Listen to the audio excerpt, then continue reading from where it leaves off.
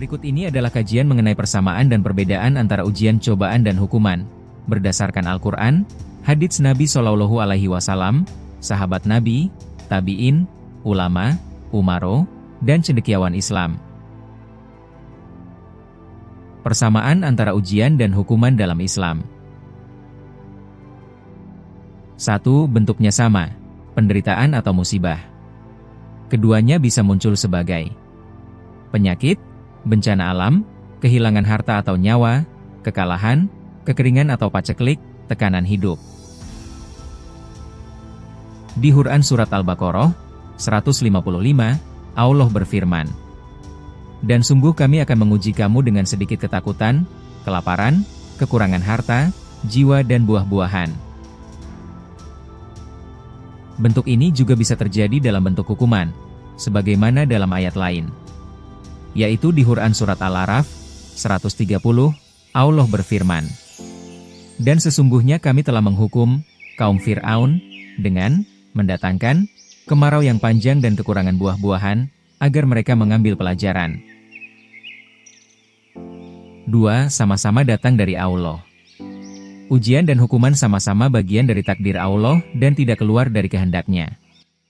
Di Quran Surat At-Taghabun 11, Allah berfirman, "Tidak ada suatu musibah pun yang menimpa kecuali dengan izin Allah." 3. Mengandung pelajaran dan tujuan didikan. Keduanya mengandung potensi pendidikan, yaitu menguatkan jiwa, membersihkan dosa, memurnikan iman, mengajak manusia bertobat dan introspeksi. Di Quran Surat Asy-Syura 30, Allah berfirman, "Dan musibah apapun yang menimpa kamu, maka itu disebabkan oleh perbuatan tanganmu sendiri, dan Allah memaafkan banyak dari kesalahanmu." Sekarang mari kita bahas perbedaan antara ujian dan hukuman. Dilihat dari aspek tujuan, maka maksud ujian atau cobaan adalah untuk menguji keimanan, menambah pahala, dan membersihkan dosa.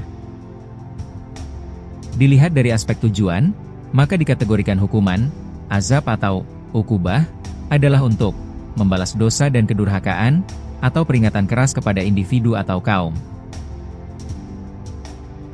Dilihat dari aspek kondisi spiritual penerima, maka disebut ujian atau cobaan apabila terjadi atau menimpa orang soleh atau orang beriman. Dilihat dari aspek kondisi spiritual penerima, maka disebut hukuman, azab, ukubah, umumnya menimpa orang durhaka atau orang kafir. Dilihat dari aspek reaksi ideal, maka disebut ujian atau cobaan jika penerima sabar, ridho, dan tetap beribadah. Dilihat dari aspek reaksi ideal, maka disebut hukuman, azab, ukubah, jika penerima melakukan taubat, takut, dan kembali kepada Allah. Pada aspek dampak atau hikmah dari ujian atau cobaan terhadap penerima, akan meningkatkan derajat di sisi Allah. Sedangkan jika berupa hukuman, azab, ukubah, bisa jadi kehinaan dunia dan akhirat bagi si penerima. Dalam aspek contoh tokoh, untuk ujian cobaan, antara lain ujian yang dialami oleh Nabi Ayub, Nabi Yusuf, dan para sahabat di Perang Uhud. Sedangkan contoh hukuman, azab, ukubah, terjadi pada kaum Lut, kaum Ad, Fir'aun, dan Namrud. Dalil-dalil dan penjelasan para ulama. 1. Menurut dalil Al-Quran, perbedaan makna dalam konteks berupa ujian adalah untuk orang yang beriman, sebagaimana disebutkan Al-Quran Surat Al-Baqarah 286, Allah berfirman, "Allah tidak membebani seseorang melainkan sesuai dengan kesanggupannya." Sementara berupa hukuman adalah untuk yang durhaka. Dasarnya adalah Quran Surat Al-A'raf 96-97, Allah berfirman, "Tetapi mereka mendustakan ayat-ayat kami, maka kami siksa mereka." 2. Dalil menurut hadits Nabi Shallallahu Alaihi Wasallam, ujian ditujukan bagi orang beriman, sebagaimana disebutkan pada hadis riwayat Tirmidzi, nomor 2398, yang berbunyi, orang yang paling berat cobaannya adalah para nabi, kemudian yang seperti mereka dan seterusnya. Seseorang diuji menurut kadar agamanya. Sedangkan hukuman ditujukan untuk orang yang lalai, sebagaimana disebutkan pada hadis riwayat Tirmidzi, nomor 2396, yakni, jika Allah menghendaki kebaikan kepada suatu kaum, maka Dia menimpakan musibah kepada mereka. Siapa yang ridho, baginya keridhoan. Siapa yang murka, baginya kemurkaan.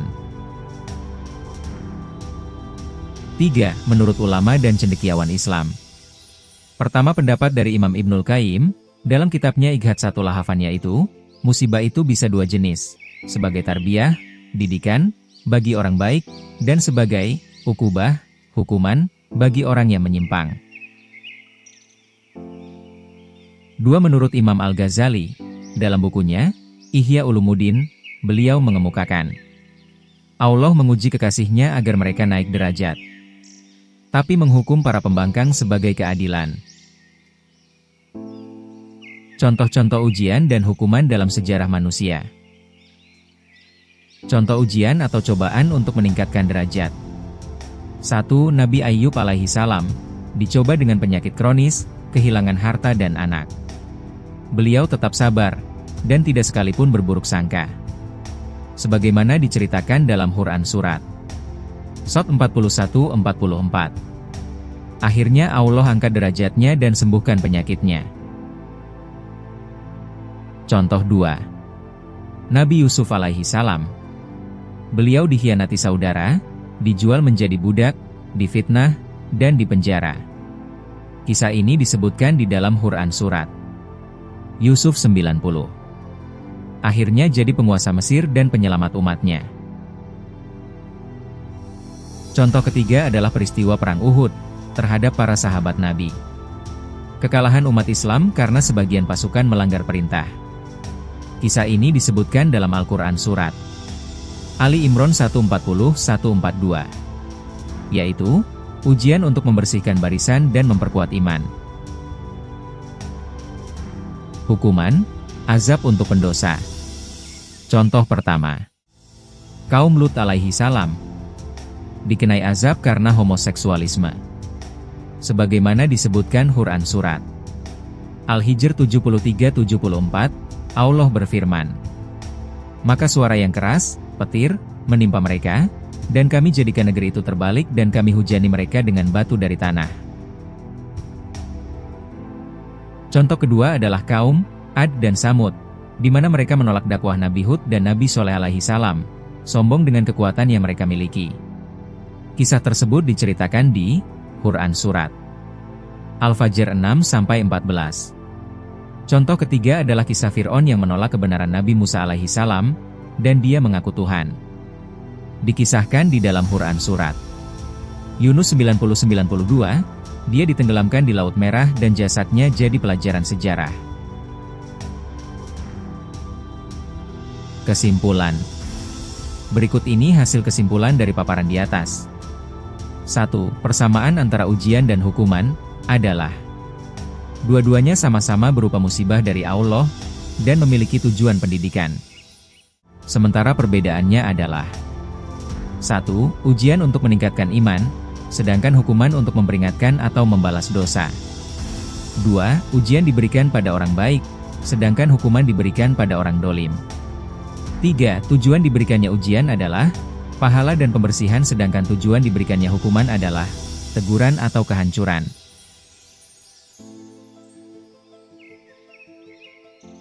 Adapun sebagai seorang mukmin dalam menyikapi ujian atau cobaan adalah sabar dan syukur dalam ujian, tobat dan istighfar dalam musibah yang mungkin hukuman, serta selalu introspeksi diri.